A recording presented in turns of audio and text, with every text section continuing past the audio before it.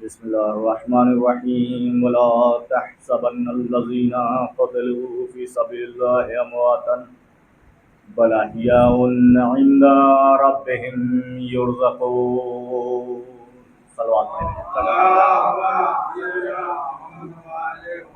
گزارش ہے سورہ الحمد اور 3 مرتبہ سورہ قل اللہ کی تلاوت فرما کر مرحوم مغفور سید قدیر حسین ابن ضمیر حسین اور آیت اللہ العظمیٰ سید علی خامنائی ابن جواد علی خامنائی صاحب کی روح کو اصال کر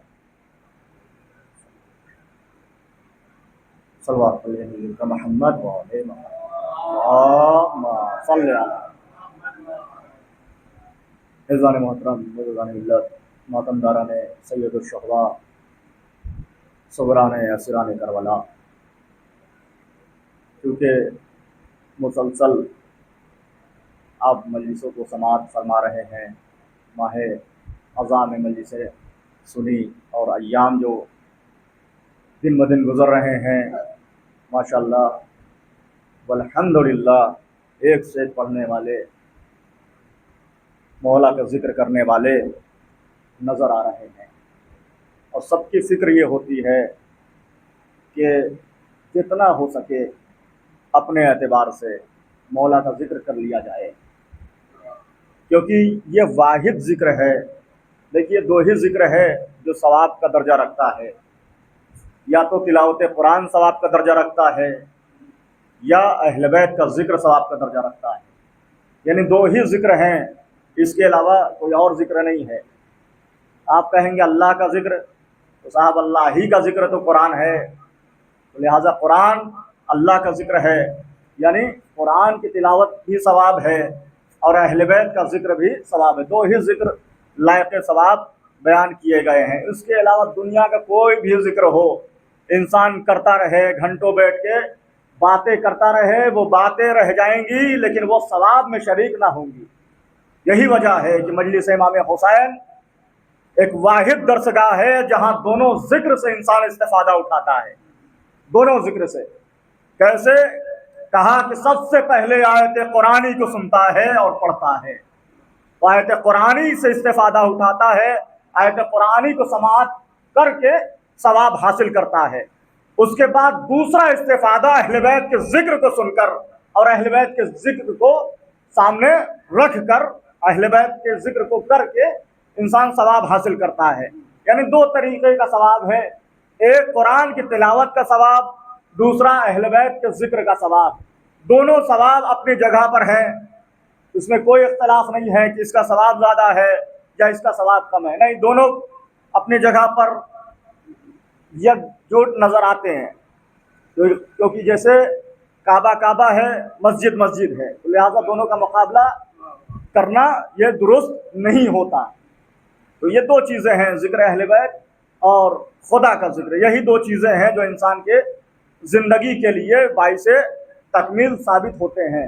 اور دیکھیں قرآن کریم کی وہ آیت کہ جس کو میں نے تلاوت کرنے کا شرف حاصل کیا، جو سورہ آل عمران کی 169ویں آیت ہے، کہ جس میں اللہ ارشاد فرما رہا ہے کہ وَلَا تَحْسَبَنَّ الَّذِينَ قُتِلُوا فِي سَبِيلِ اللَّهِ أَمْوَاتًا، کہ دیکھو تم کبھی گمان نہ کرنا کہ جو بھی اللہ کی راہ میں فی سبیل اللہ ہے، اللہ کی راہ میں قتل ہو جائیں، قتلوا فی سبیل اللہ ہے، کہ جو اللہ کی راہ میں قتل ہو جائیں، لا تحسبن، کبھی گمان نہ کرنا، امواتن، کہ وہ مر گئے ہیں۔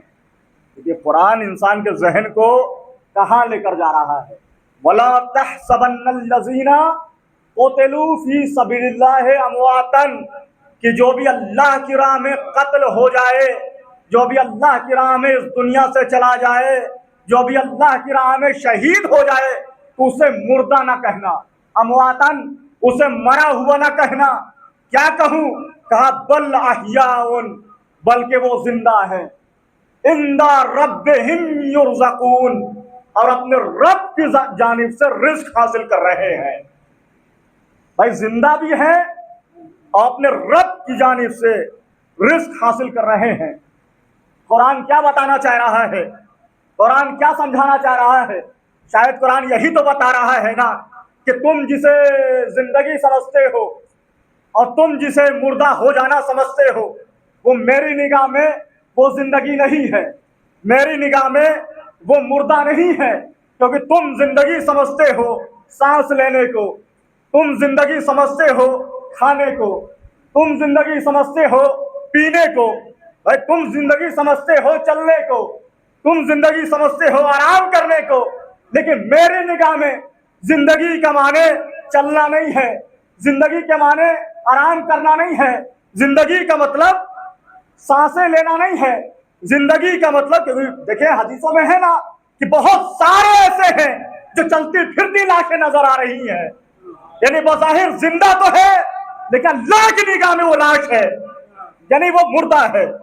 تو تم جسے زندگی سمجھ رہے ہو وہ زندگی نہیں ہے، مالک تو ہی بتا دے کہ تیری نگاہ میں زندگی کیا ہے۔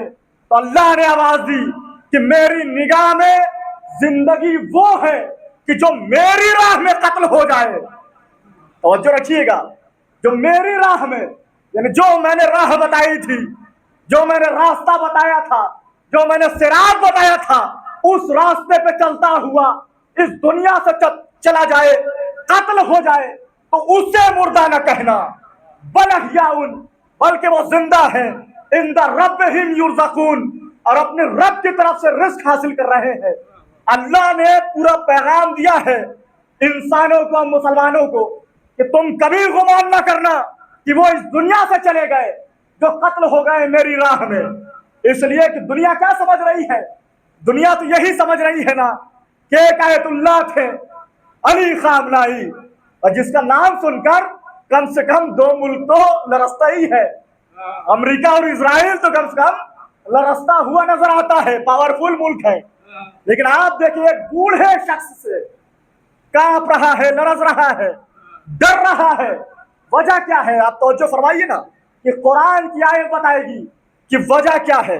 اچھا، اس دنیا سے چلے گئے پھر بھی ڈر ختم نہ ہوا، کہہ رہا ہے کہ آج بم مار دیں گے، بھائی جنازہ نکلا ہوا تھا نا، کہہ رہا ہے ابھی بم مار دیں گے، اور یہاں تک کہ مارا بھی، بندر عباس درگاہ پہ رات میں بم مارا بھی ہے۔ آپ دیکھیں خوف کتنا ہے، یعنی جب زندہ تھے تب بھی خوف تھا، جب اس دنیا سے چلے گئے تب بھی خوف ہے۔ اس کا مطلب اس کا خوف میں آنا بتاتا ہے کہ اس دنیا سے چلے تو گئے ہیں مگر مرے نہیں، زندہ ہے۔ ڈرنا اس کا خوف بتا رہا ہے، اس دنیا سے گئے ہیں لیکن یہ مرے نہیں ہیں، زندہ ہے۔ اچھا، زندہ کیسے زندہ ہے؟ کیا قرآن کہہ رہا ہے نا، کوئی ملا نہیں کہہ رہا ہے، اللہ کہہ رہا ہے کہ جو بھی میری راہ میں قتل ہو جائے، کوئی قید نہیں رکھا، کسی مذہب کا قید نہیں، کسی سن اور سال کا قید نہیں کہ 30 سال کا مر جائے تو میری راہ میں یہ قتل ہو جائے تو زندہ ہے، نہیں، کوئی سن و سال نہیں رکھا۔ قرآن نے سب کے لیے چیلنج کیا کہ اگر تمہیں زندگی چاہیے تو میری راہ میں قتل ہو جاؤ۔ بھائی قرآن کہہ رہا ہے نا، اگر زندگی چاہیے تو میری راہ میں قتل ہو جاؤ۔ اب سمجھیں آیت اللہ علی خامنائی صاحب جو اتنے سالوں سے حق کے راستے پر چلتے رہے، کیوں چلتے رہے؟ کیونکہ ان کو زندگی صرف یہاں کی نہیں چاہیے تھی بلکہ ابداً زندگی چاہیے تھی، یعنی وہ زندگی کہ جو ختم ہی نہ ہو۔ اچھا، زندگی کا مطلب کیا ہے؟ بھائی قرآن کہہ رہا ہے کہ وہ زندہ ہیں، جو بھی میری راہ میں قتل ہو گئے وہ زندہ ہیں۔ میری راہ کے علاوہ کوئی قتل ہو رہا ہے تو اس کی گارنٹی قرآن نہیں لے رہا ہے، قرآن نے ایک کی گارنٹی لی کہ جو بھی میری راہ میں، یعنی اللہ کی راہ میں جو بھی قتل ہو جائے وہ زندہ ہے۔ تو زندگی کا مطلب کیا ہے؟ زندگی کا مطلب کھانا ہے، زندگی کا مطلب پینا ہے، زندگی کا مطلب چلنا ہے، زندگی کا مطلب پھرنا ہے نا بھائی، زندگی کا مطلب بیٹھنا ہے، زندگی کا مطلب اٹھنا ہے۔ اب قرآن بھی تو یہی کہہ رہا ہے کہ جو بھی میری راہ میں قتل ہو جائے تو وہ زندہ ہے۔ اس کا مطلب قرآن بتا رہا ہے کہ جس طریقے سے تم زندہ ہو زندگی کے ساتھ، یہ اسی طریقے سے زندہ ہے مر جانے کے بعد. بھائی تمہارے نگاہ میں زندگی سانس لینا، کھانا پینا، چلنا پھرنا دوڑنا، بھائی یہی سب ہے نا. یہ سب کیسے ہوتا ہے؟ کہا یہ سب جسم کی وجہ سے ہوتا ہے. بھائی جسم کی وجہ سے ہوتا ہے. اچھا ہاتھ ہے تب انسان کچھ کر رہا ہے، پیر ہے تب کہیں انسان جا رہا ہے. اب جو بھی اللہ کی راہ میں قتل ہو گئے تو وہ زندہ ہے. اب زندہ ہے تو اس کا مطلب یہ ہے کہ جسم بھی ہے، اور جسم ہے تو ہاتھ بھی ہوں گے، اور ہاتھ ہے تو پیر بھی ہوگا نا. بھائی توجہ فرمائیں، قرآن کہہ رہا ہے کہ زندہ ہے.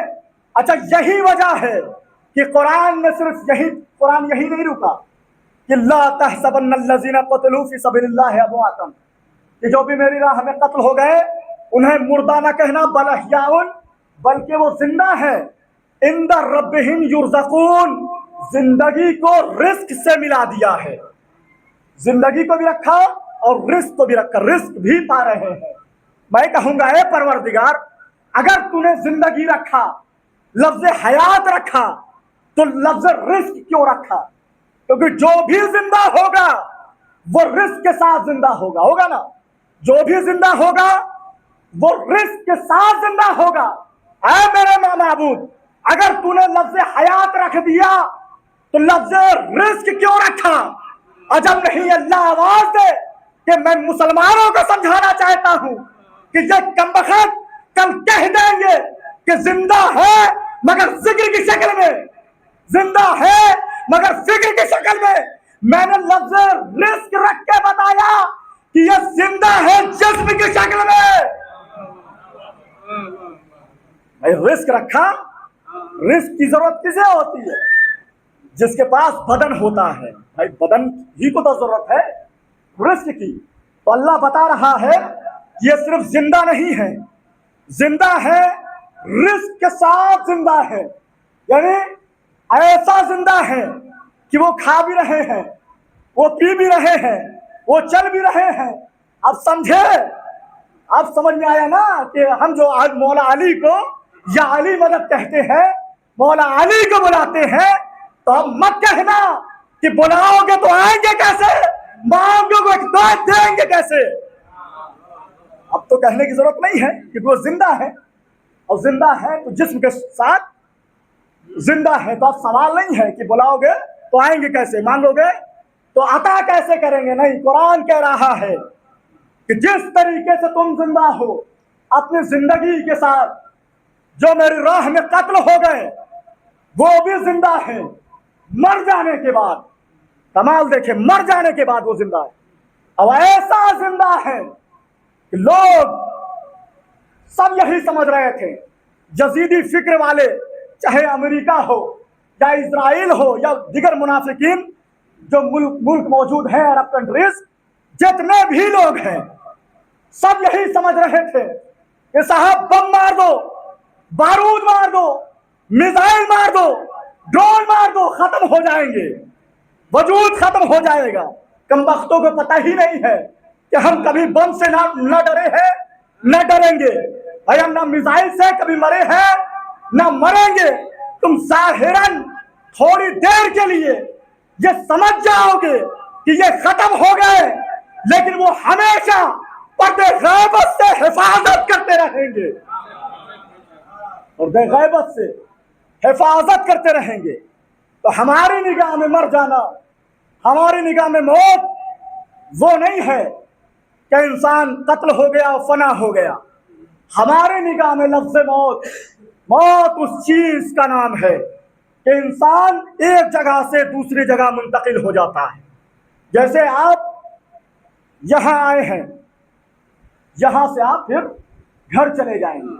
یا مثال کو اور بدل دوں، ابھی اوبرا میں ہے 10 سال زیادہ سے زیادہ نوکری، 15 سال 20 سال نوکری چلی، اوبرا میں ہے، نوکری ختم ہوئی، پھر آپ کا انتقال ہو گیا. انتقال وہاں نہیں بلکہ وہاں جہاں سے آپ آئے تھے، یعنی جو آپ کا وطن تھا، آپ وہاں منتقل ہو گئے، یعنی آپ کا انتقال ہو گیا، آپ منتقل ہو گئے. تو منتقل کہتے ہیں، انتقال کہتے ہیں ایک جگہ سے دوسری جگہ پہنچ جانا. اب جس کے پاس جگہ ہو اس کا انتقال ہوتا ہے, اور جس کے پاس جگہ نہ ہو, ایک صلوات پر محمد والے.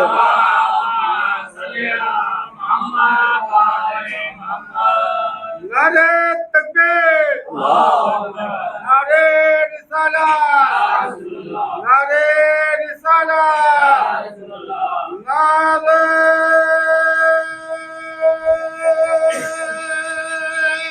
حیدری، بابا دے بلند سلوات. ہمارے پاس ایسے ایسے بزرگ آیت اللہ العظام مراجع کرام. کیا وجہ ہے؟ کبھی آپ نے سوچا کہ ایک شیعت وہ مذہب ہے کہ جس میں کبھی تفرقہ نہیں پیدا ہوا؟ دیگر مذاہب اٹھا کے دیکھ لیجئے, اہل سنت ہو یا اور دیگر مذاہب اٹھا کے دیکھ لیجئے, فرقے بندی ہے. یعنی ایک فرقے میں ہزاروں فرقے آپ کو نظر آ جائیں گے. کوئی اس پیر کو مان رہا ہے وہی اسی فرقے کا, اس پیر کو مان رہا ہے. کوئی دلی والے پیر کو مان رہا ہے, کوئی اجمیر والے پیر کو مان رہا ہے.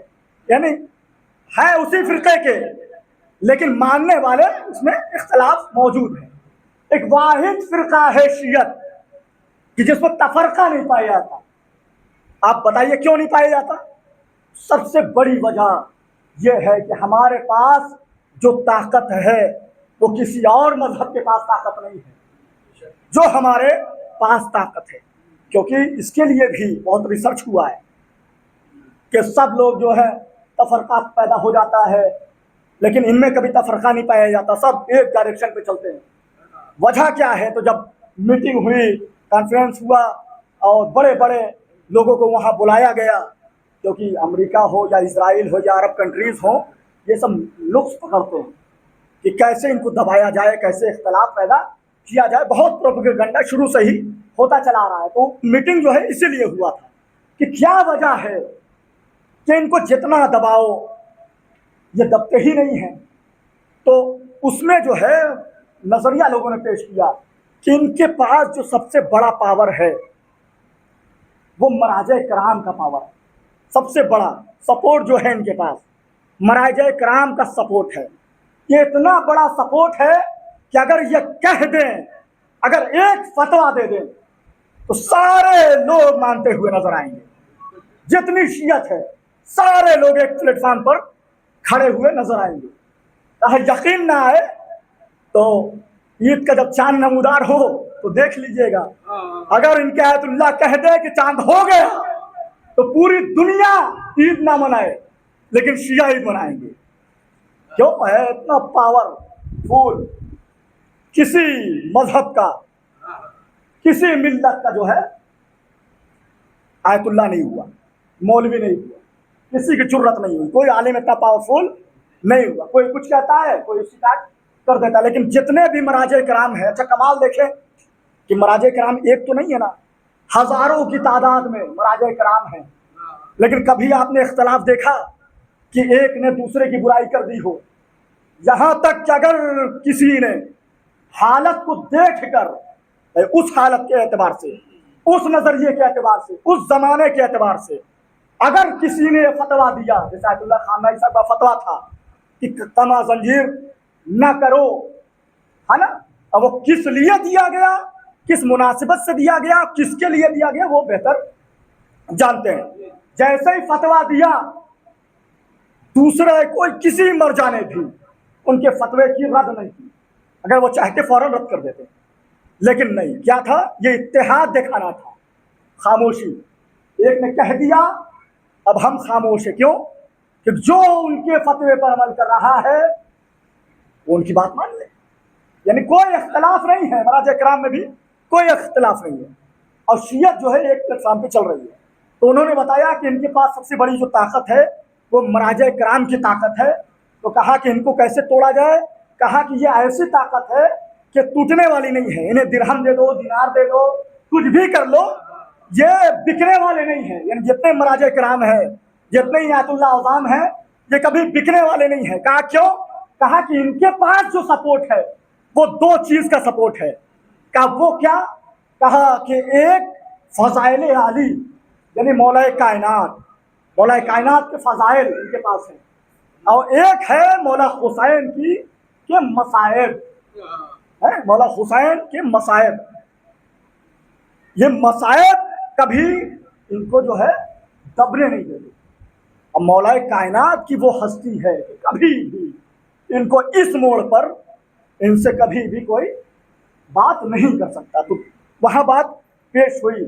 تو دیکھیں ہمارے پاس جو کہنے کا مطلب یہ ہے کہ جو مراجع کرام، جو علماء کرام ہمارے پاس ہے، دنیا کے کسی مذہب میں ایسا نہیں پایا جاتا۔ کیونکہ آپ دیکھیں نا کہ 1400 سال پہلے چلے جائیں، ابو ہریرہ مسلمان کا راوی، بہت بڑا راوی ہے ابو ہریرہ، اچھا 10,000 تقریباً کم سے کم 10,000 حدیثیں اس نے رسول اللہ سے سن کر یاد کی، 10,000 حدیث سن کر یاد کی۔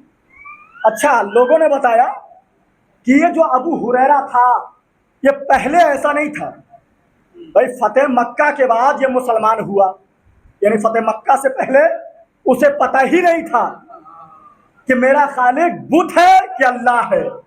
یہ ابو ہریرہ کو اسے معلوم ہی نہیں تھا کہ میرا خالق بت ہے یا اللہ ہے۔ فتح خیبر کے بعد مسلمان ہوا، مسلمان کا سب سے بڑا راوی ہے ابو ہریرہ، لیکن مسلمان روایت کرتا ہے کہ یہ آقا نامدار کا کرم ہو گیا ابو ہریرہ کے اوپر، کرم ہو گیا، پہلے ایسا نہیں تھا۔ فتح مکہ کے بعد مسلمان ہوئے، 8 ہجری میں تقریباً فتح مکہ ہوا ہے، اور رسول اللہ 10 ہجری کے بعد اس دنیا سے چلے گئے ہیں، یعنی 2.5 سال تک رسول اللہ کے قریب رہا۔ اور یہ اصحاب صفہ میں سے تھا، یعنی ایک چبوترے پر جا کر بیٹھ جایا کرتا تھا۔ ایک چبوترا تھا رسول اللہ کے گھر کے سامنے، وہاں پر بزرگ صحابہ جو ہے سب چیز چھوڑ کر، گھر بار سب چیز چھوڑ کر، کہا کہ دین اسلام کے خاطر، اللہ کے قرآن کے خاطر سب کچھ چھوڑ کر جا کر یہ چبوترے پر بیٹھے رہتے تھے اور اللہ اللہ کرتے رہتے تھے۔ تو کہا کہ آقا نامدار کا کرم ہو گیا۔ کہا کیا کرم ہوا؟ کہا کرم یہ ہوا کہ ایک مرتبہ رسول اللہ چبوترے کے پاس رسول اللہ آئے اور ابو ہریرہ کو دیکھا۔ ابو ہریرہ 2 دن سے بھوکا اور پیاسا اسی چبوترے پہ بیٹھا تھا۔ بھائی کوئی دے دے تو کھا لے، کوئی دے دے تو پی لے۔ تو 2 دن سے پیٹ میں جو ہے ایٹھن پڑی ہوئی تھی، اسی چبوترے پر بیٹھا ہوا اللہ کے سہارے اللہ کی تسبیح انجام دے رہا تھا۔ روایت موجود ہے، انہی کی کتاب میں روایت موجود کہ آقا نامدار کا کرم ہو گیا۔ رسول اللہ چبوترے کے پاس گئے، اچھا جیسے ہی گئے اتنے میں ایک بڑھیا ایک پیالہ لے کر دودھ سے بھرا ہوا رسول اللہ کے پاس چلی آئی۔ اب آنے کے بعد کہا کہ یا رسول اللہ میں نے یہ نظر آپ کو دی ہے، میں چاہتی ہوں کہ یہ دودھ آپ نوش کر لیں، آپ پی لیں۔ رسول اللہ نے کہا اچھا بسم اللہ۔ رسول اللہ نے لیا، دودھ کو پینا شروع کیا۔ ابھی آدھا ہی دودھ پیا تھا کہ اتنے میں گھر سے آواز آئی۔ کچھ عورتیں تھیں جو تھوڑا آوازیں بلند بولا کرتی تھیں، رسول اللہ کے گھر میں بھی کچھ عورتیں تھیں کہ جس کی آوازیں بلند ہوا کرتی تھی، تو لہٰذا آواز آئی رسول اللہ کو گھر سے۔ رسول اللہ وہیں پر دودھ کا پیالہ، آدھا دودھ باقی ہے، رکھ کر گھر میں گئے۔ اب جیسے ہی گھر میں گئے، ادھر ابو ہریرہ پیٹ میں ایٹھن پڑی ہوئی تھی۔ اب جیسے ہی دودھ دیکھا اور زبان جو ہے فوراً باہر آنا شروع ہو گئی، فوراً دیکھا کہ رسول اللہ گھر میں گئے ہیں، دودھ کا پیالہ لیا اور جھوٹا دودھ رسول اللہ کا پی لیا۔ اب جیسے ہی دودھ پیا رسول اللہ واپس آئے۔ اب آنے کے بعد جب دودھ کے پیالے کو دیکھا تو پیالہ خالی ہے۔ اب جو رسول اللہ نے دیکھا فوراً رسول اللہ نے کہا ابو ہریرہ، نام رسول اللہ نے دیا ہے، ابو بلی کا باپ۔ آپ سوچیں رسول اللہ نے لقب دیا ابو ہریرہ۔ اچھا دودھ تو پی لیا۔ مسلمان کہتا ہے کہ اتنا بڑا کرم ہوا آقا نامدار کا کہ جیسے ہی جھوٹا دودھ پیا ذہن اتنا قوی ہو گیا ابو ہریرہ کا کہ 10,000 حدیثیں یاد کر لی. بھائی جو 25 سال 30 سال رسول اللہ کے ساتھ رہے انہیں جو ہے 20-25 حدیثیں یاد ہوئی. لیکن ابو ہریرہ پر آقا نامدار کا اتنا کرم ہو گیا, جھوٹا دودھ پی لیا کہ 10,000 حدیثیں یاد کر لی. اچھا, پورے مسلمان ابو ہریرہ سے حدیثیں لے رہے ہیں اور ان کے بتائے ہوئے حدیثوں پر عمل کر رہے ہیں. اب مجھے کہنے دیجئے اے عقل کے اندھو, جو رسول اللہ کا جھوٹا دودھ پی لے اس سے پورا اسلام لے لیتے ہو, جو رسول اللہ کے زبان چوس کر جوان ہوا ہو. غور تو کریں, جھوٹا دودھ پی رہا ہے پورا اسلام لے رہے ہو, جو رسول کی زبان چوس کر جوان ہو رہا ہے. دیکھیے صاحب, میں بتاتا ہوں کہ مسجد ہے اور کعبہ ہے, کبھی دونوں ایک نہیں ہو سکتے. مسجد ہے, کعبہ ہے, صحابی ہے اور اہل بیت ہے. بھائی صحابی نبی کا جھوٹا دودھ پی سکتا ہے لیکن نبی کی زبان نہیں چھو سکتا. صحابی جنتی ہو سکتا ہے, سردار جنت نہیں ہو سکتا. صحابی پل کے پار جا سکتا ہے, کسی کو پل پار نہیں کرا سکتا. صحابی مومن ہو سکتا ہے, امیر المومنین نہیں ہو سکتا. صحابی نبی کو بیٹی دے تو سکتا ہے, نبی سے بیٹی لے نہیں سکتا. صحابی ہے اور ہے اہل بیت ہیں. بھائی ہے نا مسلمانوں کے خلیفہ احمد ابن حنبل, ہے نا احمد ابن حنبل. اچھا, یہ خود روایت فرماتے ہیں احمد ابن حنبل, یعنی احمد نام ہے اور حنبل کے بیٹے احمد ابن حنبل, یعنی حنبل نام احمد کے بیٹے. تو احمد نے حنبل سے پوچھا کہ بابا آپ مجھے صحابہ کرام کی فہرست لکھوا دیجیے. واقعہ سنا ہوگا آپ کا. اب بات یہاں آ گئی ہے اہل بیت اور صحابیت کی, تو یہ سنا دوں. کہا کہ بابا آپ مجھے صحابیوں کی فہرست بنا دیجیے. احمد کہہ رہے ہیں اپنے والد سے. تو حنبل کہتے ہیں کہ ٹھیک ہے بیٹا لکھو. اب کاپی اور پین لے کر بیٹھ گئے احمد اور کہنے لگے بابا لکھوائیے. اب حنبل نے لکھوایا کہ بیٹا لکھو, پہلے یہ پھر یہ, یعنی تاریخ نے لکھا کہ 19 نام احمد کو لکھوایا حنبل نے, صحابیوں کے 19 نام. اچھا, جب 19 نام احمد لکھ چکے تو فوراً قلم کو روک دیا. کہا بابا یہ علی سے دشمنی کی حد نہیں ہو گئی, آپ نے 19 نام لکھوا دیا, اب تک علی کا نام نہ لکھوایا. باپ نے بیٹے کے کندھے پہ ہاتھ رکھا, بیٹا اطمینان رکھو, تم نے صحابیوں کا نام پوچھا ہے, اہل بیت کا نام. صحابیوں کی فہرست پوچھی ہے, اہل بیت کی نہیں, کیونکہ صحابی ہیں. احمد کے بعد کو بھی پتا ہے, حنبل کو بھی پتا ہے نا کہ صحابی ہیں اور اہل بیت ہیں. یہ کبھی ایک نہیں ہو سکتے. یہاں تک کیا آپ دیکھیں مسلمان کی اماں عائشہ, ان کا سنیے امیر المومنین, ٹھیک ہے. جناب عائشہ روایت فرماتی ہے, وہ خود روایت فرما رہی ہے کہ یا رسول اللہ, میں ایک پیالے میں ایک برتن میں سالن پکاتی ہوں اور میں نیت کرتی ہوں ایک پیالے میں آپ کا سالن نکالتی ہوں اور دوسرے پیالے میں اپنے لیے سالن نکالتی ہوں. یا رسول اللہ کیا وجہ ہے کہ آپ کے سالن میں مکھیاں نہیں بیٹھتی اور میرے سالن میں مکھیاں بیٹھ جاتی ہیں؟ روایت موجود ہے. کہا کہ یا رسول اللہ میں ایک برتن میں سالن پکاتی ہوں اور ایک کٹورے میں آپ کے لیے نیت کر کے سالن نکال دیتی ہوں اور دوسرے میں اپنے لیے نیت کر کے سالن نکال دیتی ہوں, لیکن آپ کے پیالے میں آپ کے سالن میں मक्खियां नहीं बैठती, मेरे सालन में मक्खियां बैठ जाती हैं। रसूलुल्लाह ने बेसाख्ता कहा, आयशा अना ला मिस्लुक, मैं तुझ जैसा नहीं, मैं तुझ जैसा नहीं हूं। आप देखें, जो रसूल के घर में भी है तो रसूल जैसा नहीं है। आप देखें, रसूल ने बहुत बड़ी बात कही है। एक तारीख से पर्दा उठा रहा हूं, बहुत बड़ी बात कही है, और इस बात को साबित करने के लिए दूसरी रिवायत सुना रहा हूं, वरना बात यही मुकम्मल करके रफ्ते मसाइब ले लेता। क्या कहा? आयशा अना ला मिस्लुक, मैं तुझ जैसा नहीं हूं।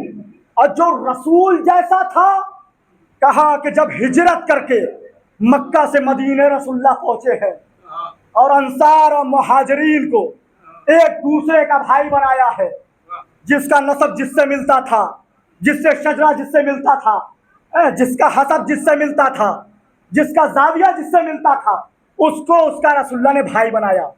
भाई उमर का हाथ पकड़ा, अबू बकर के हाथ में दिया, क्या से तू इसका भाई है, ये तेरा भाई है। इसी तरीके से रसूलुल्लाह ने एक दूसरे का हाथ पकड़ के सलमान का हाथ पकड़ा, मिर्दाद के हाथ में दिया, क्या से तू इसका भाई है, ये तेरा भाई है। यानी जिसका जिससे मिजाज मिलता था, रसूलुल्लाह ने उसको उसका भाई बनाया।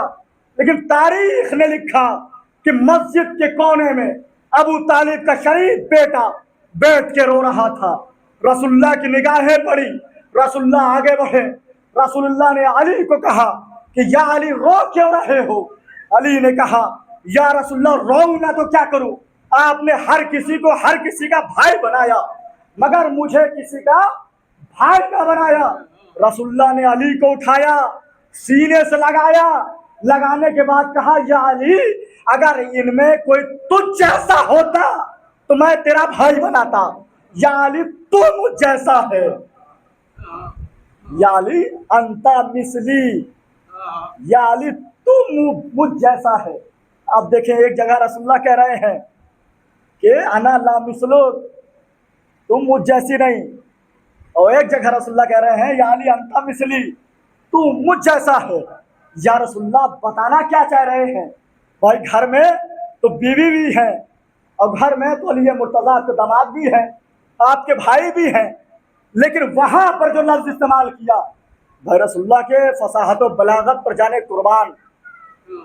आप रसूलुल्लाह से पूछिए ना कि रसूलुल्लाह ने क्यों ये जुमला कहा, वजह तो कोई तो वजह होगी ना जुमला कहने की। कि वहां पर कहा कि अना ला मिसलुक, मैं तुझ जैसा नहीं, यहाँ कहा कि अंता मिसली, या अली तू मुझ जैसा है। या रसूलुल्लाह ये दोनों में इख्तलाफ क्यों? अजब नहीं रसूलुल्लाह आवाज दे कि मैं बताना चाह रहा हूं कि घर के अंदर वाला कौन है और घर के बाहर वाला कौन है। यानी अहले बैत कौन है, जिसे मैंने अपने जैसा कहा, वही अहले बैत है। रसूलुल्लाह ने पैगाम दिया कि अहले बैत कोई और नहीं हो सकता, वही होगा जो मुझ जैसा होगा। तो अब समझ में आ गया कि अहले बैत की लिस्ट में कोई और नहीं आ सकता, वही आएगा कि जो रसूल जैसा होगा। अज़वाज रसूलुल्लाह जैसी हो ही नहीं सकती, असहाब रसूलुल्लाह जैसे। अब समझें, ये जो तसव्वुर आया है कि रसूल हम जैसा है, ये तसव्वुर आया, सवाल आया कि ये रसूल हम जैसा है। हम अब तक जवाब देते रहते हैं इस बात पे कि रसूल हम जैसा है, तो ये हम जैसा कहने का मतलब क्या था कि अहले बैत में शामिल कर लो, यानी अपनी फजीलत को बढ़ाना चाहते थे कि अगर हम रसूलुल्लाह जैसे हो जाएंगे तो जो रसूल की अजमत वही हमारी अजमत हो जाएगी। रसूलुल्लाह ने मुंह को बंद किया, नहीं अंता मिसली, या अली तू मुझ जैसा। इसका मतलब अली अगर नबी जैसे हैं तो औलाद भी नबी जैसी होगी, क्योंकि एक मोहम्मद नहीं है, सब के सब मोहम्मद नजर आ रहे हैं। तो देखें, पैगाम जो है आज की मुनासबत का वो ये था कि 28 फरवरी 2026 वो दिन था आलमनाक दिन, शियत के लिए सियाह दिन कहा जाए तो कम नहीं है। आयतुल्लाहुल उज़्मा सैयद अली खाननाई की शहादत की तारीख़ 28 फरवरी 2026। और आप देखें आज की जो तारीख़ है 23 محرم، یہ آج کی تاریخ بھی کوئی قیامت سے کم نہیں ہے، کیونکہ وہ افراد جانتے ہوں گے جن کی تاریخ پہ نظر ہوگی۔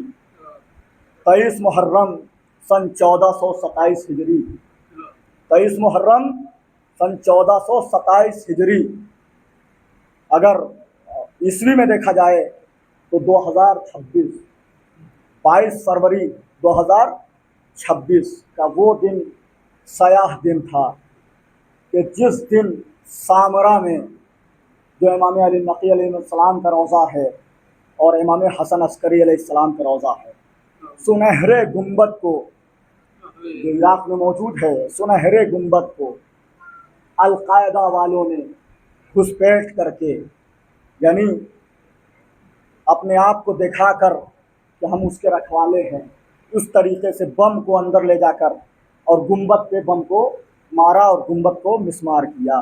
یعنی 10ویں امام اور 11ویں امام کا روضہ جو سامرا میں موجود ہے، اور سامرا جو عراق میں ہے، اس میں مسمار کیا گیا۔ 22 فروری 2006 کو مسمار کیا گیا۔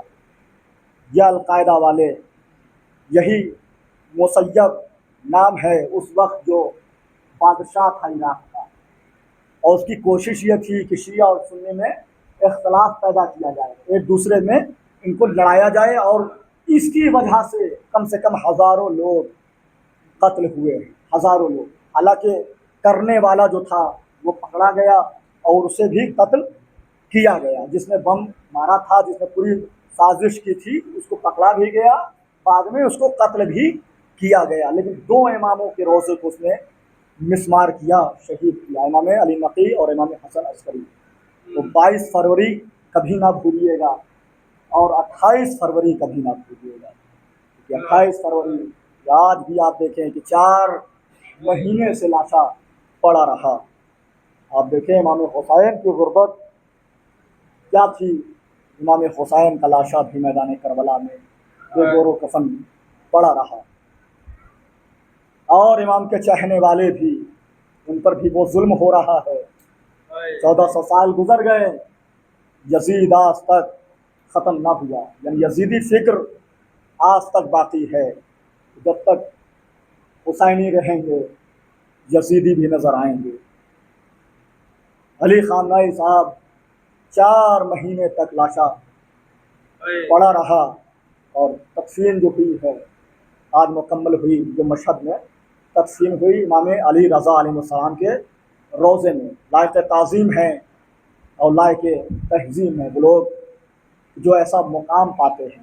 آپ دیکھیں کہ 5 مقام انہوں نے پایا، اور یہاں تک ایران سے عراق یعنی دوسری کنٹری لاشے کو لے جایا گیا، اور نجف تمام جگہ پہ ہوتے ہوئے پھر امام علی رضا علیہ السلام کے پہلو میں امام کے چاہنے والے کو دفن کیا۔ یہ المناک تاریخ انسان نہ بھولے۔ جس طریقے سے ظلم و ستم ظالمین ڈھا رہے ہیں امام کے چاہنے والے پر، دعا ہے پروردگار ایسے ظالمین کو اس دنیا سے جلد فنا نصیب عطا فرما۔ اور دیکھیں، واقع کربلا نہ ہوتا تو ہم یہ درد برداشت نہ کر سکتے، چاہے گھر والے کا درد ہو، چاہے برادری والے کا درد ہو، درد تو درد ہوتا ہے۔ واقع کربلا ہمیں یہی درس دے رہا ہے کہ کوئی بھی مرحلہ آ جائے، کیسی بھی پریشانی آ جائے، کبھی گھبرانا نہیں، کبھی پریشان نہ ہونا، کبھی پریشان نہ ہونا۔ لوگوں کے گھر میں ایک جنازے ہوتے ہیں، لوگ پریشان ہو جاتے ہیں، اور کفرانی باتیں بھی ذہن سے، زبان سے نکل آتی ہے کہ یا اللہ ہم ہی ملے ہیں جو اتنی بڑی مصیبت ہم پر ٹوٹ پڑی۔ بھائی یہ کفرانی باتیں ہیں کہ ہم ہی ملے تھے کہ اتنی بڑی مصیبت ہم پر توڑ دی آپ نے۔ آپ جائے پوچھیں ان شہیدوں سے کہ جس نے پورا گھر بھر اسلام کے لیے لٹا دیا۔ سید علی خامنہئی صاحب صرف اکیلے نہ گئے، ان کی زوجہ بھی اس دنیا سے گئی۔ بھائی چھوٹی سی پوتی، کیا عمر تھی، 1.5 سال کی بھی نہ ہو سکی تھی، 13 مہینے کی بچی، معصوم بچی اس دنیا سے چلی گئی۔ واقع کربلا اپنے آپ کو دوہرا رہی ہے. ایسا لگتا ہے کہ واقع کربلا اپنے آپ کو دوہرا رہی ہے. آپ سمجھیں کہ ظالم کیسے ہوتے ہیں، کس طریقے سے ظالموں نے مدد کی یزیدوں کی. وہاں پر مسلمان تھے لیکن یزید سے کی بیعت میں تھے. یہاں بھی مسلمان ہیں لیکن کفر کی بیعت میں ہیں.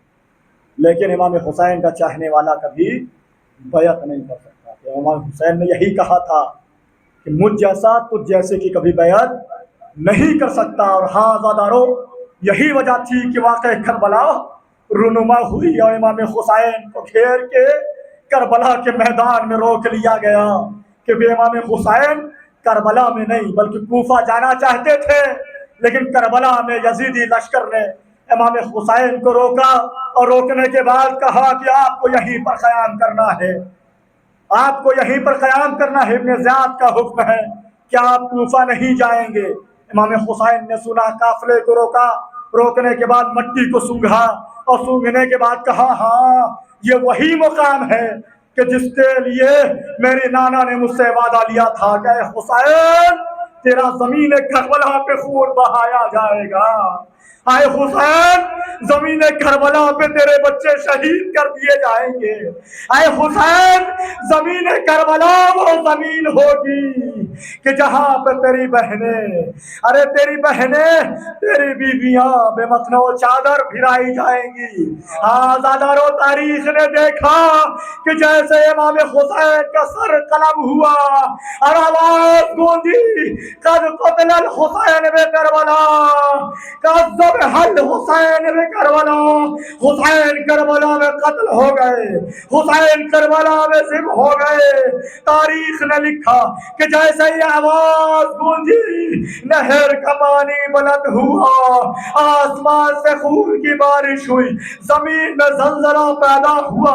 عابد بیمار کے کانوں میں جیسے ہی آواز ٹکرائی ہے، جناب عابد بیمار لڑکھڑاتے ہوئے پل کھاتے ہوئے اپنے بستر سے اٹھنے کے بعد کہا اماں کیا ہو گیا؟ اماں زینب ارے کیا ہو گیا؟ میرا بابا خیریت سے تو ہے؟ جناب زینب نے کہا اے میرے لال پریشان نہ ہو، کوئی بات نہیں ہے، کوئی بات نہیں ہے. کیونکہ جناب زینب جانتی ہے کہ اگر بیٹے کو پتہ چل گیا تو جسم کے اندر ارے روح رہ نہیں سکتی. لیکن ہاں آزادارو، بیٹے کو احساس ہو جاتا ہے. بیٹے نے کہا اے پھوپھی زینب اگر میرا بابا زندہ ہے تو یہ آوازیں کیسی بلند ہو رہی ہے؟ ارے یہ کوہرام ارے کیسے برپا ہو رہا ہے؟ جناب عابد بیمار نے ارے تلوار کو نیام سے نکالا اور چاہتے تھے کہ کربلا کی طرف چلے. جناب زینب نے کہا اے بیٹا سجاد، اے بیٹا سجاد ٹھہر جاؤ، اے بیٹا سجاد تمہیں کربلا میں نہیں شہید ہونا، ارے تمہیں ارے کبھی شام میں شہید ہونا ہے، کبھی زندان میں شہید ہونا ہے. اپنی بہنوں ماؤں کو بے مخنو چادر دیکھ رہا ہے. انا للہ وانا الیہ راجعون. رضن بے قضائی تسلیما علی لعنۃ اللہ علی القوم الظالمین. ظالم الذین ظلموا ایام الذین